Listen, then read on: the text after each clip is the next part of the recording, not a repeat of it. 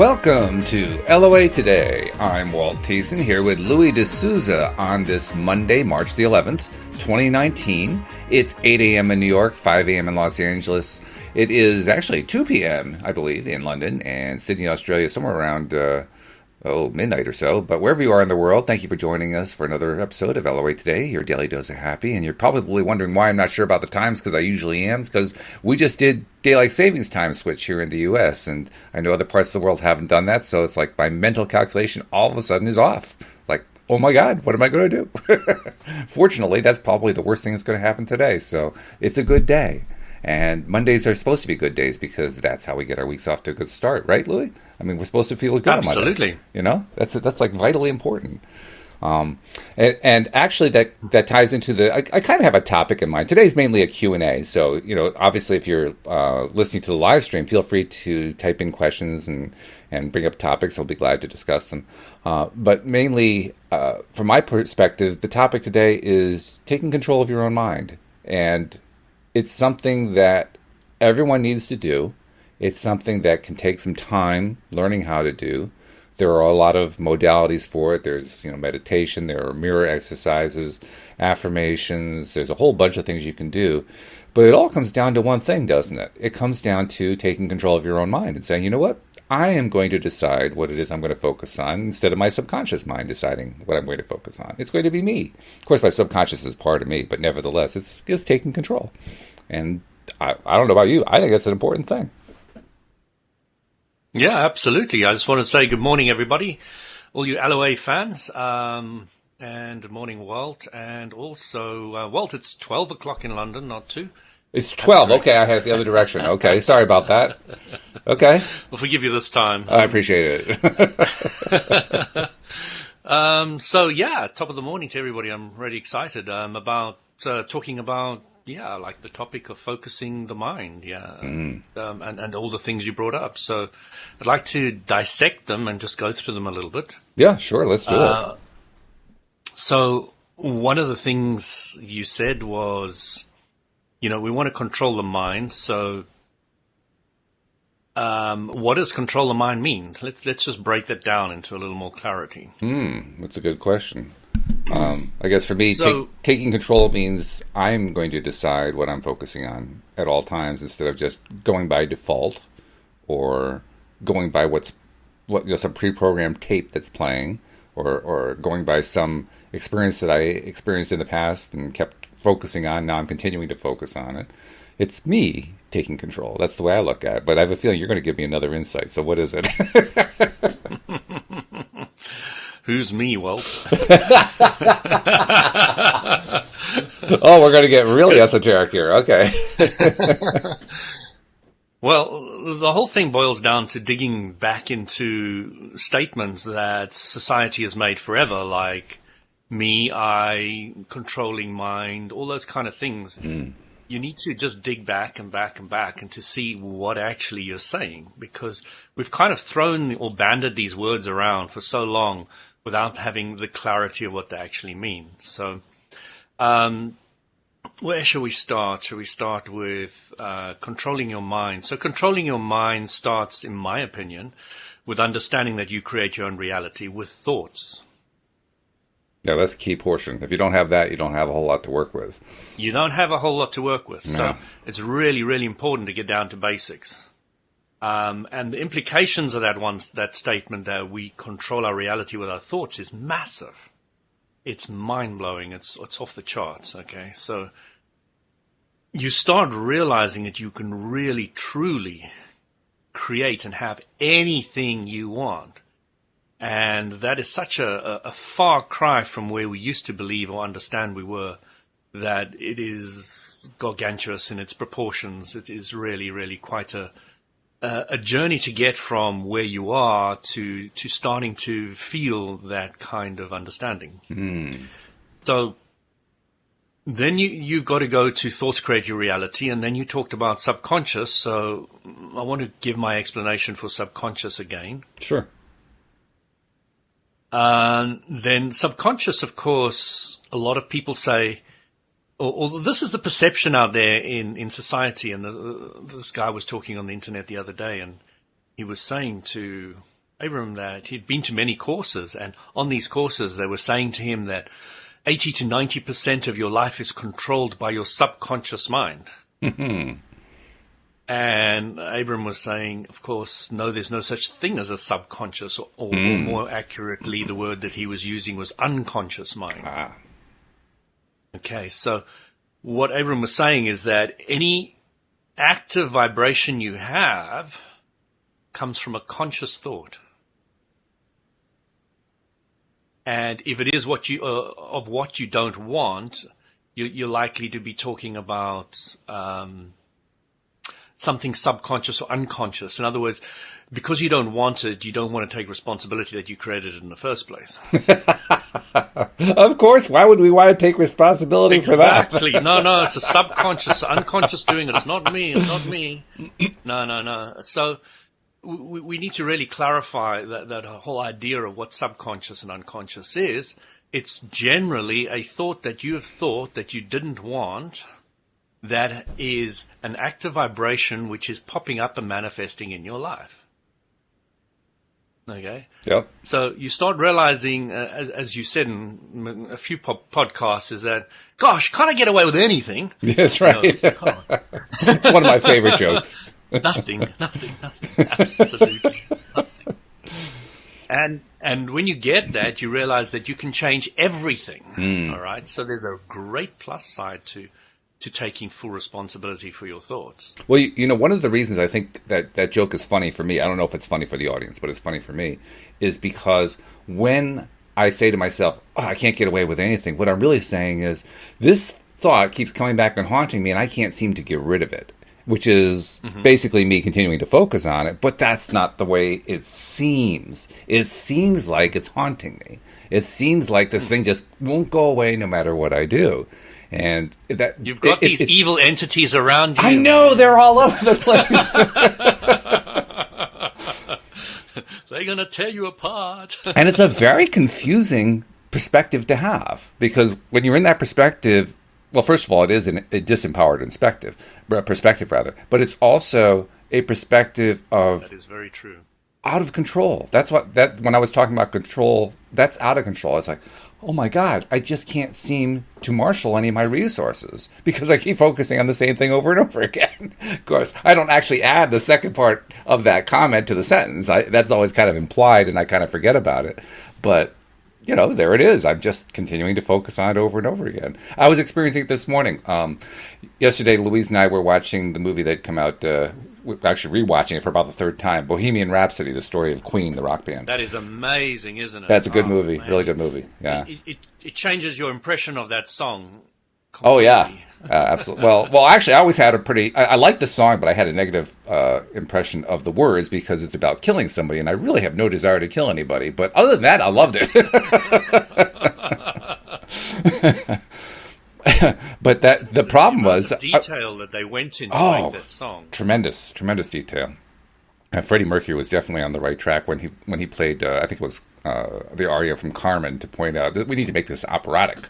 We need to make this, have some volume and some power to it, and so forth. Which, of course, is what Queen was all about. Lots of wattage, shall we say? But when I got past playing the movie and we were enjoying it and it was done, and then I went to bed and I woke up this morning, Bohemian Rhapsody is playing in my head. And my first reaction was to say, oh, stop it, just turn it off. Well, that didn't turn it off.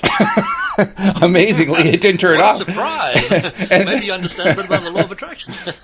But it's an annoying thing. You should be able to say, turn it off, and it should be able to turn it off, and it doesn't, right? Oh, no, wait a minute, I'm feeling powerless again.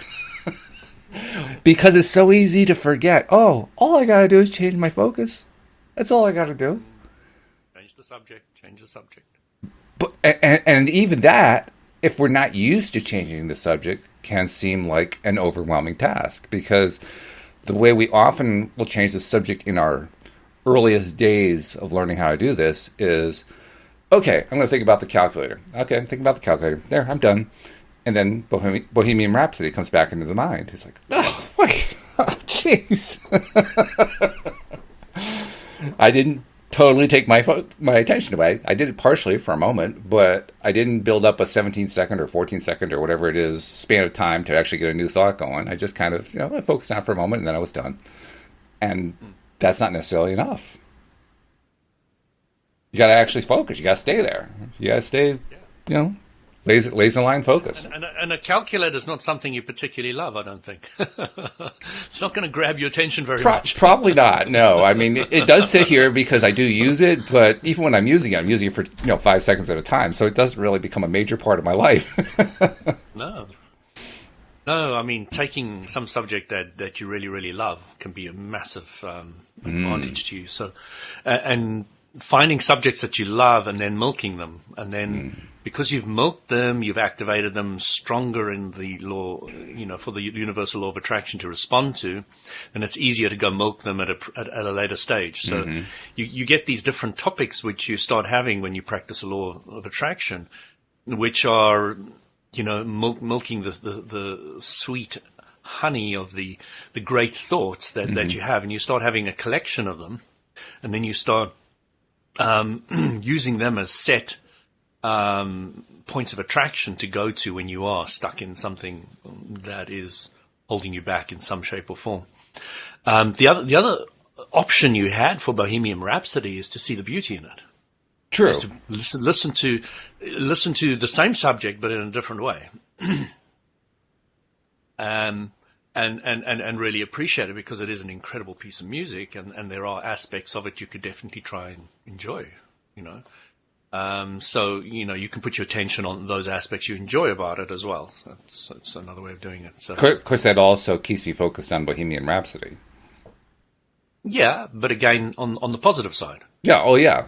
Yeah, but I'd already made the decision. I was done with it. I wanted to turn it off. That's fine. Yeah, but the off switch didn't work. So, let me teach you about the law of attraction. When you say no to something, you're saying yes to something you don't want. Oh, of course. How silly of me. It's an important point for a lot of listeners to really. It's an important point for me. I mean, that little thing, because it slips in everywhere. Oh God, it's crazy. I literally I made that mistake this morning. I did it this morning. I mean, how long have I been talking about law of attraction now? First thing I tried this morning was to turn it off. Like, did I not learn anything over the last 12 years? It's amazing. It's just amazing. It goes back to my mentor's statement to me once upon a time. He said, "Yeah, I understand this all intellectually and it's all great, but it's not working very well for me." She said, "Louis, practice. Practice. Practice. Practice. Practice. Practice. Practice. Practice. Practice. Practice. Practice. Practice. Practice. Practice. She went on for half an hour. I said, "Okay, Jen, I got it. Half an hour. Oh. I got it. But it left a stark impression on me, and it's once you understand how to change a subject, practice it. Once step 3 is all about redoing. Step 4 is all about redoing step 3. It's redoing the allowing, redoing the focusing on what you want, redoing. It's a very, very important step in the 5-step, 6-step, 7-step, 8-step process that they've now got. How many do they have now? I don't even know. I think they do have about 8 or 9. Is that right? It's so simple. There are only 8 or 9 steps. Well, it is simple. There's 3 steps. Wait a minute. You just said it was 8 or 9. You can take it to the level of simplicity you want, or complexity. Mm-hmm. Which is what I like. It's the same thing about this Jinshin Jitsu, this energy work that I've been doing. You really can do it simply or complexly, depending on what your mind needs that day. Mm. Yeah, absolutely. So controlling your focus, yeah. Yeah, I had a thought that I was going to, and I completely forgot what it was. It was a good one, though.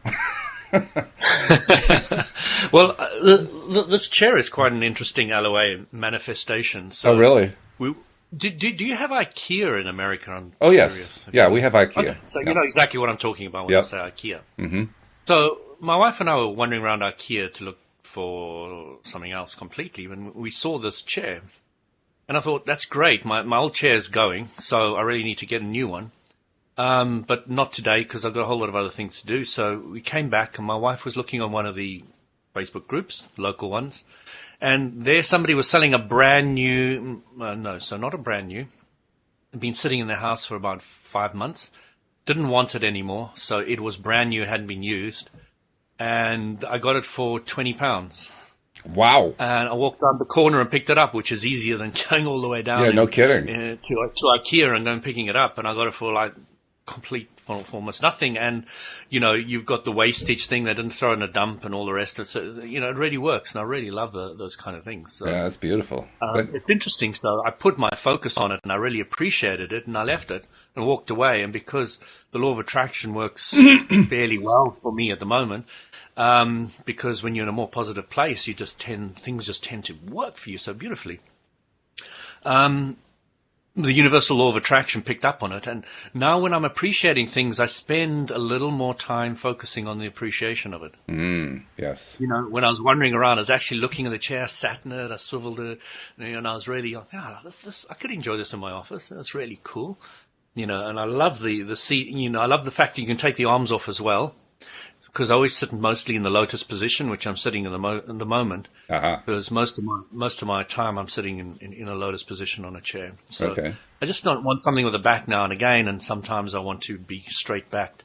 But I like the posture aspect of it. So I like a swivel chair. I like things that move backwards and forwards easily. There's one other thing that I'm visualizing at the moment is, although these wheels are really, really good, I want some of those rollerblade wheels for it. Rollerblade wheels? Yeah, so you know there's like soft jelly type rubbery things on the rollerblade wheels. So you can buy them to replace in almost any chair. Oh, no kidding. I didn't know that. Yeah, so they don't damage your flooring and all the rest of it. So they're really easy to slide around. Yeah. So that's another thing I'm busy manifesting at the moment. That's good. See how they pop up. Yeah, I like that. But another thing, my wife's been very clear about wanting a new box in the garden for her plants, and we always make them. So I went off to think about it, and my wife spends a lot of time focusing clearly on what she wants. So we went outside, we looked at the area, we looked at the measurements and all the rest of it, and we created a very clear picture of it and all the rest of it. And I said to her, you know, it's really going to be challenging putting it together because I'm the guy who does most of the together stuff, and it's not the easiest thing. So which was an obstacle I was putting in my own way. Sure. That thought. And when we arrived at it, it was a little bit more challenging putting the box together, which I could have shortened that and made that a lot easier by clearer thinking. So when we were outside, there's this sheet that is covering a whole lot of my exercise bags outside because we needed the space somewhere else. So I put it outside, put a nice little cover over it and all the rest of it, plastic cover. And when I was working with the tools in the garden to make this box, I put some tools on top, and I was thinking, better not tear this plastic, because if I do, I'm going to damage the goods underneath because the rain and all the rest of it. So, of course, I damaged it. Yep. My wife said, "You should know better." And I said, "Yes, I should." It's like, darn, I can't get away with anything. The plastic will stay strong and safe and secure. It was not a thought in my mind. It was, I better not tear, which yes. Of course it tore. So. Yeah. It really is annoying, I tell you. I mean, I truly get annoyed by it. And of course, every time that I get annoyed by it, that ensures that I'm going to have more opportunities to be annoyed by it.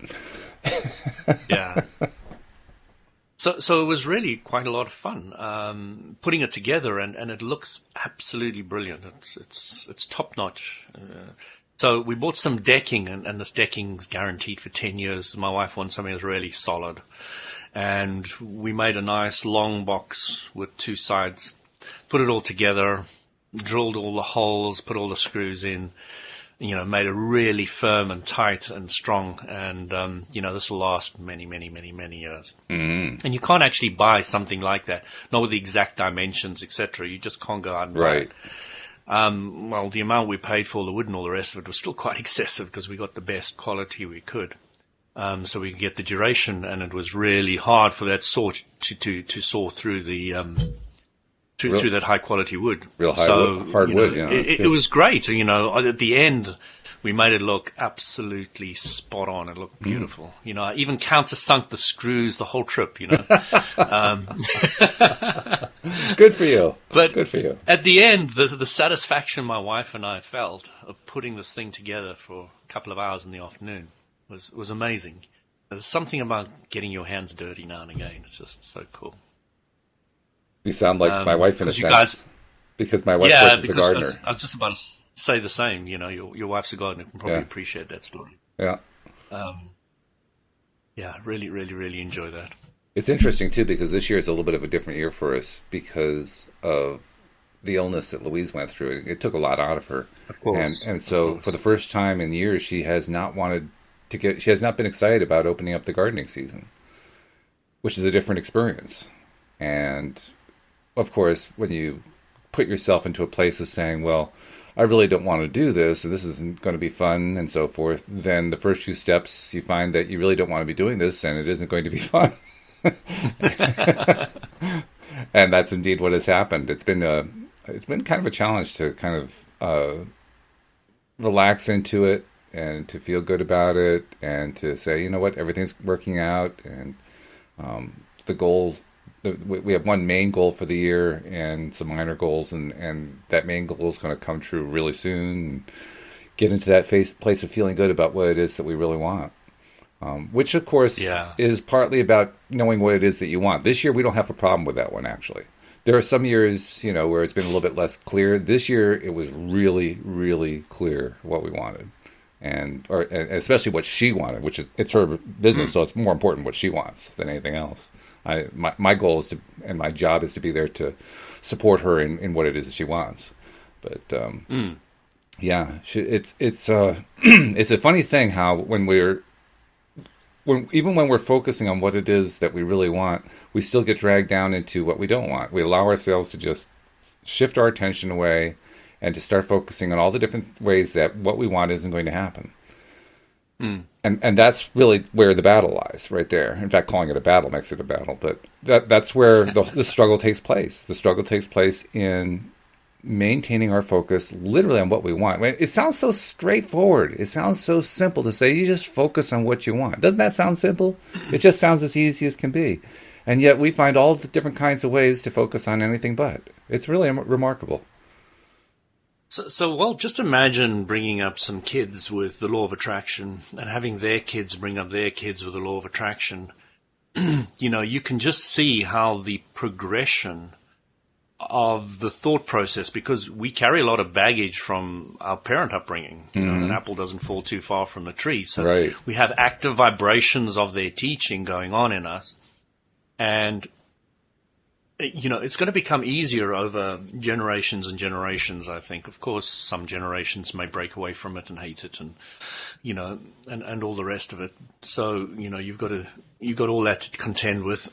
But I still think that, looking at how big this law of attraction groups are, they are just massive. You can see that people are really, really having the law of attraction change their life, having the awareness of how to practically put it into their lives, absolutely blowing them away on lengths and degrees. So, I'm just excited to see how many people are getting into it and moving forward with it and recognizing its influence in their lives. I'm so happy and proud of all those people doing that. It's a good thing. There's some music in the background, which I'm quite unsure where it's coming from. It may be coming from my head. Remember, I was playing Bohemian Rhapsody before, so you never know. No, seriously. As you were I'm going to have to close my browser. I can't even focus with that. Oh, no. Yeah, it did come from a browser. Maybe an ad popped up or something. Ah, okay. It's gone now. Well, when you were talking about that, what was going through my head was the idea that all of life, all of physical experience, everything that we go through, the universe, the people around us, our experiences, they're all acting as mirrors to what's going on in our head. So you know the concept of everything being a mirror. Yeah. Well, and you create your reality, so of course everything is a mirror. Everything is a mirror, right? Everything's a mirror of your thinking, yeah. And as you were describing that little scenario there, it was like in my mind, all these mirrors were being put up. It's like I was seeing mirrors going up in place. And every single thought that you identified, there was a new mirror. There was a new mirror. Mirrors, mirrors, mirrors. And then the phrase came into my mind, it's all done with mirrors. Which is a phrase that's usually associated with the world of sleight of hand, magicians and so forth. You know, using mirrors in order to deceive you that you think something's going on when actually that's not what's really going on. Well, this is a different way of using mirrors. This is mirrors that you're using in order to know what's going on. In other words, it's exactly the opposite of what a stage magician's show is all about. The stage magician is there to happily deceive you so that you're enjoying this thing that really isn't going on, but you think that it is. Whereas when we're using the mirrors, we're using them, at least we're trying to learn to use them, to create something that we do know is going on, and in knowing it, it actually goes on. It's a similar tool, but it's used differently. Well, the illusionist, what are they doing? You're still perceiving exactly what you want, aren't you? You go to a magician to see magic. Oh, yeah. So you're not really being deceived. You're getting what you want. Oh, absolutely. You're manifesting the illusion. Yeah, no, that's actually true. Got nothing much to do with it. Well, the illusion is part of where we find the entertainment, the enjoyment. Well, you take in a magician sitting in an audience watching another magician. He's going to know what's going on. He's not going to see it. He's going to see through it. So he's going to know what he's going to see a different reality, isn't he? Well, yeah. I mean, there was a television show I remember that aired. It may still be on. I don't know. Here in the U.S., featuring Penn and Teller, the magicians, and they were. The goal of the show was to have people come onto the show, contestants come onto to the show, and try to perform magic acts that Penn and Teller couldn't see through. Which is an interesting thing. That's basically what I was thinking about. What it's like from their perspective. From their perspective, they were looking to see if there was somebody who could entertain them, and nobody could entertain them because they kept seeing through all the tricks. So I guess there was sort of a twisted entertainment going on. You can't entertain me. Go on, I challenge you. You can't do it. You'll probably find somebody who's damn good at the law of attraction will blow their socks off. Wow, that happened. And you're not on stage and you didn't practice it. Because truly, I mean, all the things Christ did, etc., they're all clarity on the law of attraction. Yeah. This is somebody who truly understands how to use the law of attraction. And and there are some people that are absolutely brilliant at it. They're absolutely brilliant. This is the second. Now, this is the same topic I had before. It just slipped away again, but I'm going to get it back this time. I know I hate it when that happens. But all right. Yes. I'm good at sidetracking. Sorry. No, it's not you. I'm doing it. There is a growing consensus going on within what I will call alternative circles. So it's all people who are involved in the law of attraction, deliberate creation, but also expand it out to the other, what you might call the new age stuff. Anything from the astrologists and the numerologists to energy healers to, just expand it out to all the different people who are doing alternative modalities. There's a growing consensus among that larger community that there is an energy shift going on Earth. And you've even referenced it through Abraham. How Abraham says that time period, the delay, the amount of time we have to focus on something before we get a new thought has reduced, I think, from 17 to 14 seconds, you said. Yeah. So that's kind of indicative of it, that there is an energy shift toward the positive that's been going on, and the consensus seems to be that it's accelerating. And that was the part I wanted to ask you about. First of all, I think the answer is probably yes, but do you see an energy shift going on, or do you feel it, or do you experience it? And second, do you think it's accelerating? Do you think more and more people are coming into their own energetically through their own focus, taking control of their own minds, understanding how this stuff works? And is it happening at an accelerated pace? Well, Walt, illusions. How many people live on this planet? Okay. Well, that answers my question, but I think we should probably answer for the audience. So, how many people? The answer, Walt? Well, let's see. Depending on which way you want to look at it, there's either roughly 7 to 8 billion or 1. Either way. Well, if you read your illusions again, there is only one. There's only one according to illusions. This is true. Mm-hmm. Yep. Because as soon as Richard Bach said to Donald Shimoda, "There's one," and he was very impressed. And he said, "I'm going to go buy you breakfast. This is, you've really progressed, and this is great." And he said, "And 8 billion others." And he said, "Oh no, forget about it." So when people are perceiving this perspective, and we've talked about this before, that the world is moving faster, what they're really perceiving is themselves moving faster, themselves being more in the positive place. Mm-hmm. If you were in a very negative person's body, mind, and living their experience, you would come to a conclusion that the world's going to shit. And it's going further down, and it's getting worse. There are a lot of people who have expressed that view, actually.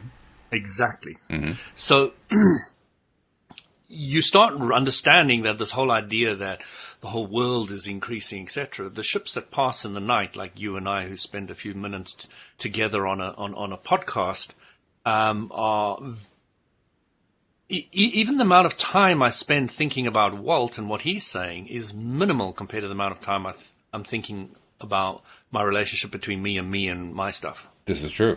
Yeah. So 99% of everything is between you and you. Mm-hmm.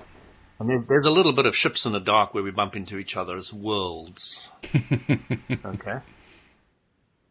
So yes, in my world, absolutely, Walt, it's definitely going much better and everything's great. But I can tell you, for somebody else, it's not. The world is going to pot and it's falling downhill. And I spoke to a guy the other day about this. We were walking down from school. It was one of the dads, and he likes bumping into me and chatting to me on the way down. And he said to me, Louis, I just listened to the news again today, and there's this war and that war, and there's fighting, and this is that, and that's all the rest of it. And Satan's got a huge grip on this planet and all the rest of it. And I said, well, that's not actually my perspective. I think the world's going a lot better and all the rest of it, but I understand where you're coming from. I said to him, how much do you listen to the news? Oh, every day I get the newspaper and I listen to it. And I said, okay. So, are you aware that your thoughts create your reality? And, so you go on and on, you get the picture. Mm-hmm. And we had the conversation again about, he said, with Satan and hell. And I said, well, how do you get rid of Satan? He said, well, what do you mean? I said, well, you seem to have a big problem with this Satan that's all powerful and all the rest of it. So I said, how do you get rid of him? So he's confused. He said, oh, no. I said, how am I giving him love? What do you mean? I said, well, do you think Satan can handle the vibration of love? Do you think he can survive in the vicinity of pure positive energy? He was like, well, I suppose no. I said, so if you think about Satan and you give him love, you destroy him, don't you? Because pure positive energy can't live in pure negative energy. Law of attraction, it doesn't work like that. Mm-hmm. It just doesn't work like that. So you can destroy him. And he's like, okay, I said, yeah, now go tell your priest to stand up and say to everybody, love Satan.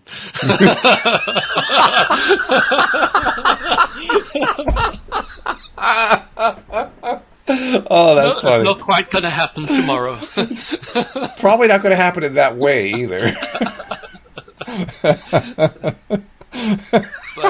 That's a great joke. I like that.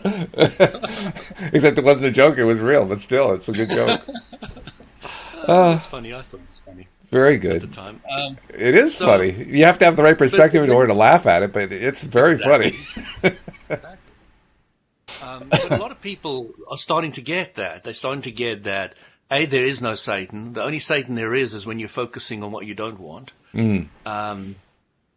And when you spend more time there, you amplify it, and then more things that you don't want, happen. And it's really no more complicated than that. But we weren't brought up that way. We got old thinking to deprogram, new thinking to program.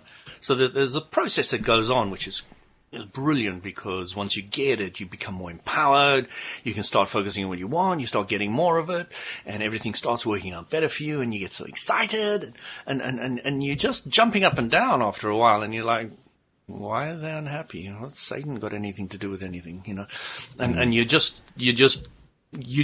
don't even bump into them anymore, because you're not vibrationally harmonious to that. When he was talking about all this, I must have been on quite a low vibration for him even to start the conversation, or he was at a point where he was ready to change, and he was. I mean, by the time we had finished at the bottom of the road, he was really with me. He was really, in complete agreement with me, and he was starting to have the idea that he was going to cut down a lot of the news that he was watching and all the rest of it. So I thought, that's a great place to start. Brilliant. And, I strongly encourage you to do that. Start reading some self-development. Start getting them onto the other side. And I didn't get around to pointing LOA out, but on another walk, who knows where we'll go from there. And endlessly, individuals are starting to around me are starting to want a greater explanation of the law of attraction, and that's where I really enjoy sharing and teaching. It's my passion. So. And I bump into these guys all the time, and I really appreciate it, because that's what I'm looking for. I'm looking to help people expand, and more important, I'm looking to enjoy myself. Not really looking to change people so much. More looking to have people who are a vibrational match and who want to know a bit more. Well, that's actually wise. I think you've expressed wisdom in a very short phrasing there, because it's literally impossible for us to change anybody else. The only person who can change the other person is them. So very smart of you for saying, you know what, I'm not going to try to change people anyway. That's a good thing. That's a great breakthrough. Like, that's what I've been realizing. Like, I don't really want to change people. I mean, I want to find like-minded people. I enjoy that. I'd like to find more of them. We can say statements like, "I've changed you, Walt." We can use that egotistical phrase, "I've changed you," or we can say, "Well, changed himself because of me." I'm getting out my magic wand. I'm changing Louis. I'm changing Louis. I'm a frog now.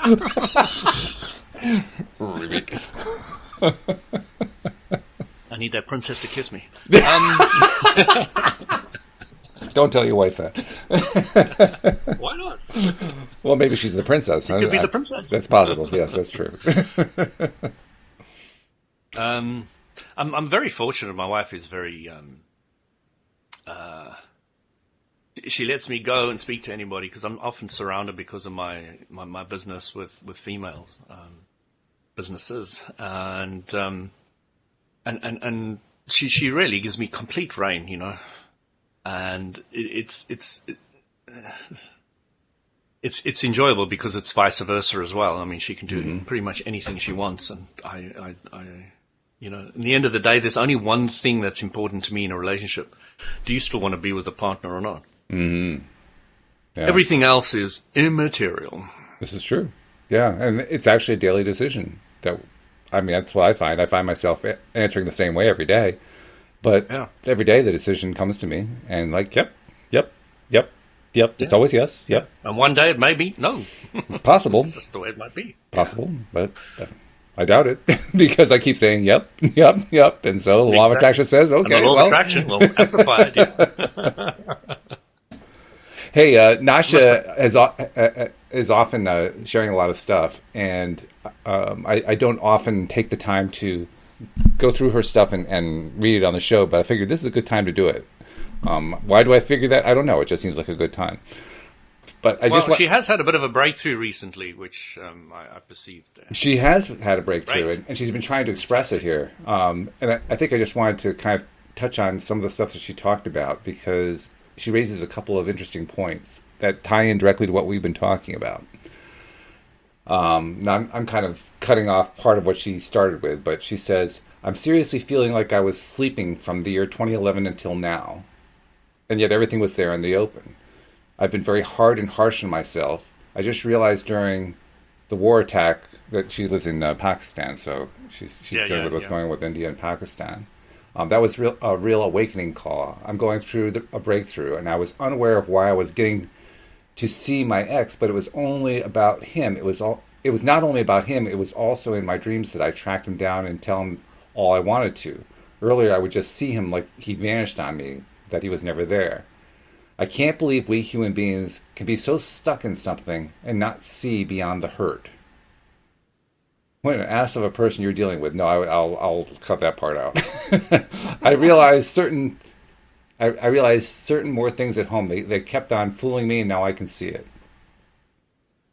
And I read that section because of two things. First of all, the way she's expressing things there is the way we humans typically express things. We express things as if it's the outside circumstances that are causing us to do things. And that's very common. I do it myself. I do it a lot on the podcast. But the simple fact is, I did all those things. I created all those things. Or in her case, she did. I'm the one who's making all those things happen. I'm the one who's focusing on those things. And I really like the fact that she pointed out, I've been very hard and harsh on myself. I've been pointing the same thing out about myself. I've been pointing the same thing out about people. But it also occurs to me that if I keep saying that, I'm going to get more and more of it. So it's time perhaps to turn it around to, I am gentle on myself. I'm kind to myself. I approve of myself. I love myself. I feel good about myself. I approve of what I've been thinking of. I like where I've been going. Huge breakthrough. It's not to be underestimated how much of a change that is. So we may know the end where she should be, but if she's just going from, let's say, revenge to rage, it's a big step. It's a huge step. Big steps, and it must be appreciated. Yeah. You see, so a lot of people would say, Nasha, you've got to go all the way to be happy, and you've got to forgive them, and blah blah blah blah blah blah. But that's maybe too far. And just moving up the scale, it's fantastic. I mean, it's huge. And if we as humans can appreciate more the small changes, which is vibrationally, which are not that small, they're actually huge, but if we can appreciate going from a negative emotion to a higher negative emotion more, if we can really get the clarity of seeing that in people, if somebody's depressed and they're going to revenge, and you actually appreciate that instead of saying, oh, no, that's terrible, Here, take some more drugs because we want to make you more docile again and get you more depressed again so that you're not revengeful. So, we really need to get to that place of appreciating the scale of the emotions and living with them and working with them. I'm very excited about Nasha and all those people that are changing from the really low. And there's a huge depressed culture looking at the Law of Attraction group. Oh yeah. That would benefit massively from going to the revenge, rage, frustration, don't care. Going through those, that would benefit so much. But a lot of people would be saying to them, get happy, think of happy thoughts, but that's not. It's too far. Vibrationally viable. It's not good. So, Nasha, you can't think I'm really happy appreciating you sharing your progression online and being accurate about it, because that really helps show us, the progression and where you are and how it works. So just keep going up the scale, Absolutely. Scale. That's exactly right. Yeah, that's the point I was going to make. When you're in that depressed state, happy isn't even in view. I mean, it's just not even within the realm of perception. You just can't even see it. Can't hear it, can't but feel not, it, can't touch it. It's not even there. But what you can reach is frustrated, because that's higher up the scale, but it's not out of reach. That one you can see. That one you can experience. Yeah, frustration was, well, and still is to a degree, huge companion of my life, huge. Huge. I always perceive that I could be doing this better, that better.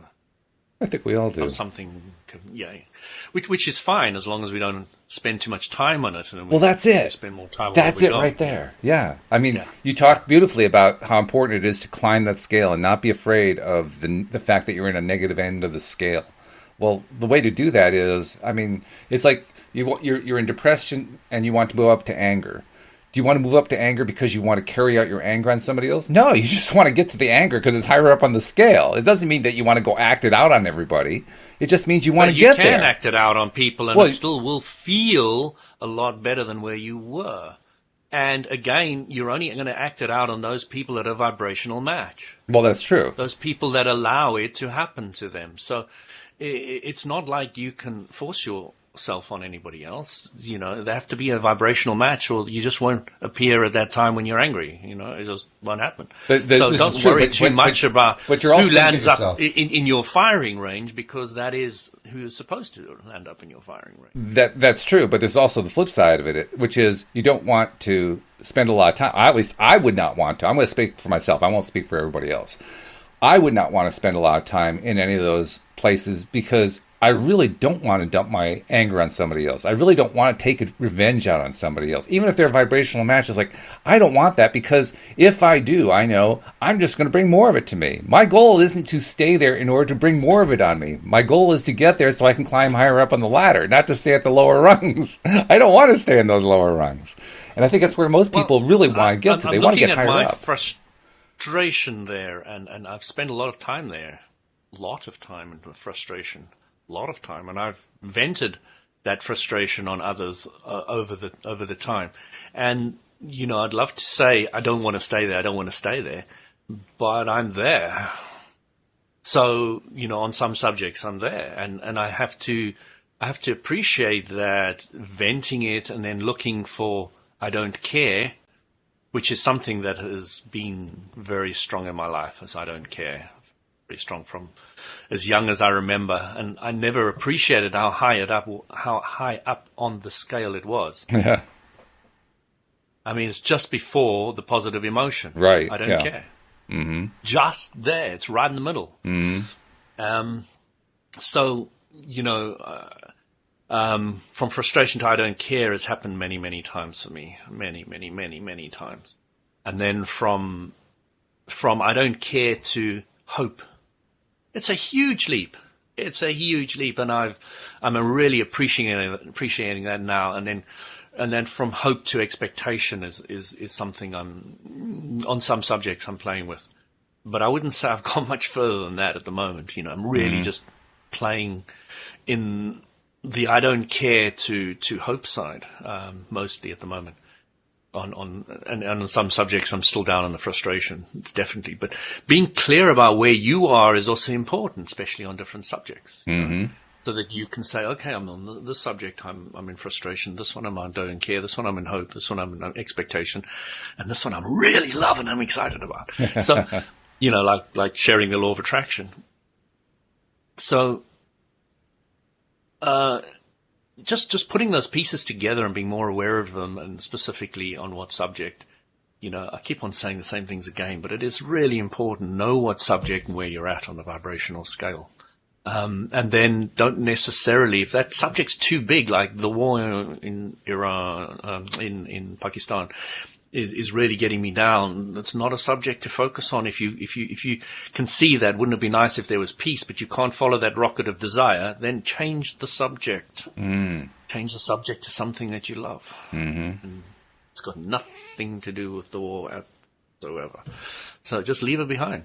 And that has a double benefit, because first of all, it takes you off the subject of the war, and second of all, it takes you off the subject of not feeling good. Yeah, so you're doing two things at once, which is pretty cool.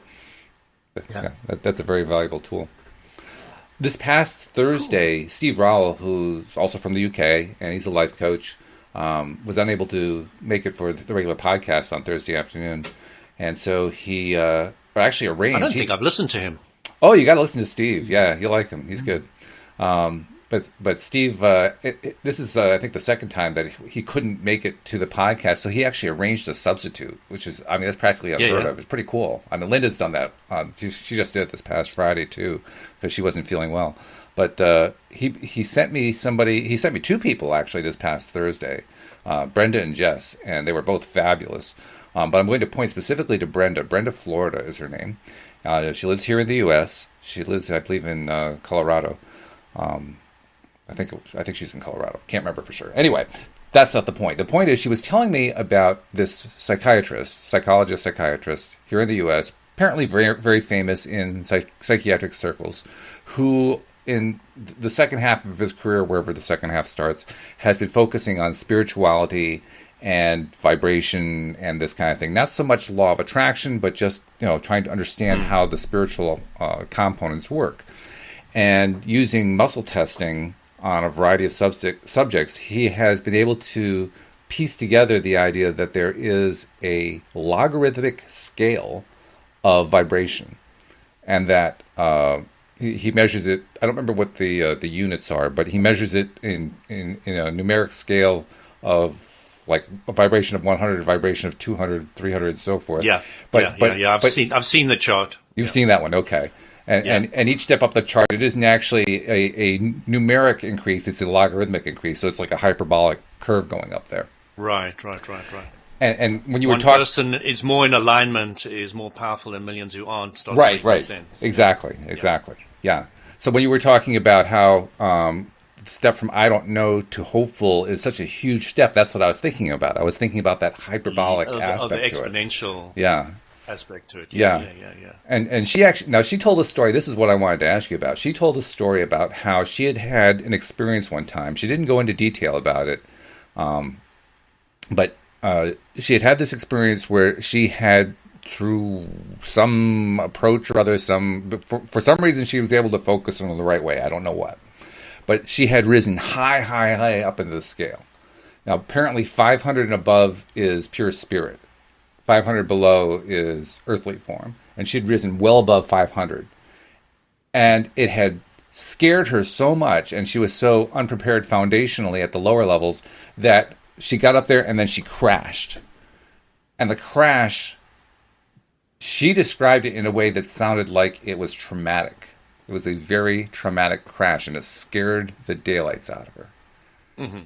And I wanted to ask you about that, to ask you, well, first of all, have you ever experienced anything like that? I can't say I've ever experienced anything like that. But secondly, do you think that kind of crash happens more often than not when someone experiences rising up for the first time after being in the nether regions for as long as we tend to in this physical life? Do you think that that's a common experience, or do you think that's uncommon, or does it matter? Maybe it doesn't even matter, but what do you think about it?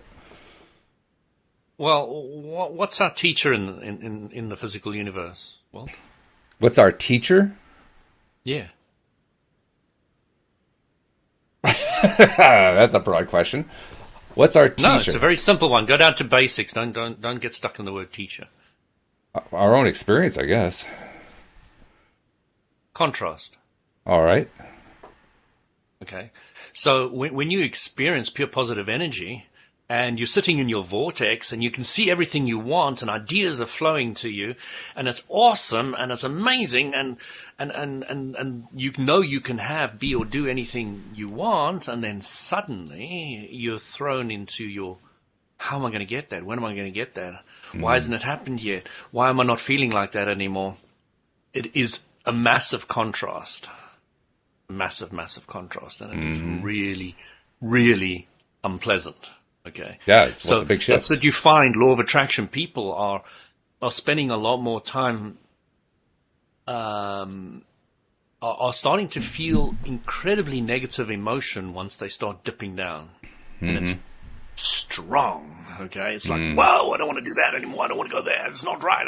It doesn't feel good, and it's terrible, and I want to get out of it quickly. And you're clear about it, and that's because you spend a lot of time on the positive. more positive areas, and when you dip in, it's like, this is not for me. I'm not a vibrational match to that anymore. I want out. But it's strong. It's really strong. Mm-hmm. And that's all she's experiencing. And just to give you an example of something I did experience once. So I'd studied the spiritual path, where you learn to go into this definition of the word spiritual as well. So you learn to channel the Holy Spirit, which is not Holy Spirit, which we call the Word, the pure positive energy, the source energy. You channel. You open yourself up to the pure positive energy, which means you become a vibrational match to it. Okay. So we're taught to do that, and we do spiritual exercises to increase your vibration, etc., etc. So I was lying in the bed one day, and I went to sleep. I woke up sometime at night, and I felt this huge black force pressing down on my chest, and it was almost like an entity. Okay, and it completely paralyzed me. I couldn't move a single muscle. I was 100% awake, 100% paralyzed. Wow. Okay. So I tried with all my might to move a single finger or an arm or anything. I couldn't move anything. And this force that was pushing down on me was so black and horrible. Ooh. So then I thought, okay, I give up, because trying with my power, my strength is not working. So let me open myself up to the source energy, the spirit energy, and let it just flow through me. And because my desire to get out of this was so strong, because of the fear that this entity had generated with me, I became more scared of the power of the source energy than I was of this entity by the time I was finished.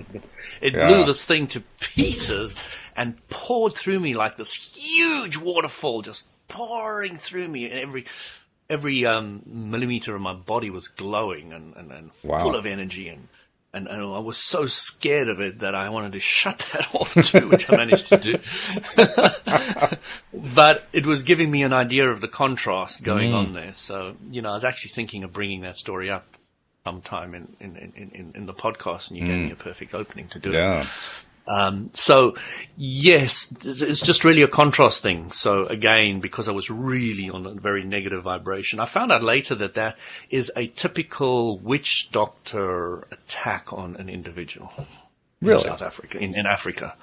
That black force, waking up, frozen, can't move, etc. Everything I experienced was atypical a witch doctor attack, or somebody can pay a witch doctor to attack an individual out there, and that's the kind of thing that they do. But I never had that ever happen to me again. Nobody came near me again. I don't think. If anybody was actually attacking me and it wasn't me attacking me, then which it really was in a way. The interesting thing was that I never knew that this was anything atypical. I never heard about it or anything at a witch doctor. That was an atypical scenario of how they would attack somebody. Atypical? Why atypical? Well, I don't know what the word atypical means. I thought it meant typical. Oh, no, atypical is the opposite.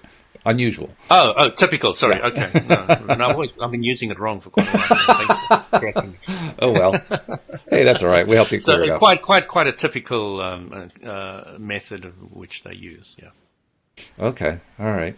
Well, when you were describing that, and actually I see we only have about a minute or two left, so we have to be a little quick here, but it reminded me of a positive experience I had with Linda Armstrong. There was one particular day where she was working with me, but she was working with all of our audience at the same time. It was sort of a meditation kind of a thing. But she came to me saying, first of all, can I come to you? I said yes. She came to me energetically. And I actually experienced her energy coming to me. Now, she was coming to me in a very positive energy, so it felt really, really good. But I was impressed, literally impressed, by how powerful that energy surge was. So I'm asking myself, if somebody tried to come at me with an energy surge that was entirely negative, what would that be like? I could see how that would actually be, where you can't move, where you just feel totally immobilized. Then I could see that. On the other hand, I can also see exactly what you described, that it does make sense to me that when you can let the source energy in I love the way you phrased that. You were more afraid of the source energy than you were of the thing that was attacking you. Like, really interesting way to describe you're it. dealing with the power that creates worlds, Walt. You're not playing with a toy. So it's an interesting way to use law of attraction because you were in a state of fear, so you used fear to your best advantage. You used fear by saying, I'm more afraid of the source energy than I am of this black thing. Like, okay, here you go. It was very liberating for a while having the black force Really? quickly and immediately removed. But then the power of the source energy was just pouring through so strongly for so long afterwards that I was like, So it was But overwhelming it was also then. really great experience. That's something I'll never forget. Yeah. Don't regret either side of the story or anything. Well, It's just I mean, we like to end our episodes on a high. That sounds like about as high as we've ever ended on. So we'll just end it right there. That's a good one. fantastic. But this has been great. Thank you so much. And thank you to our live stream audience and to our podcast audience. By the way, if you're not a subscriber, be sure to become one. You can find the instructions at our website, loatoday.net. And Louis, I'll be talking to you a week from this morning. Yeah, fantastic. Carpe diem. All right. Cheers, guys. Have a great one. We'll see you all next time here on LOA Today. Goodbye, everybody. Goodbye.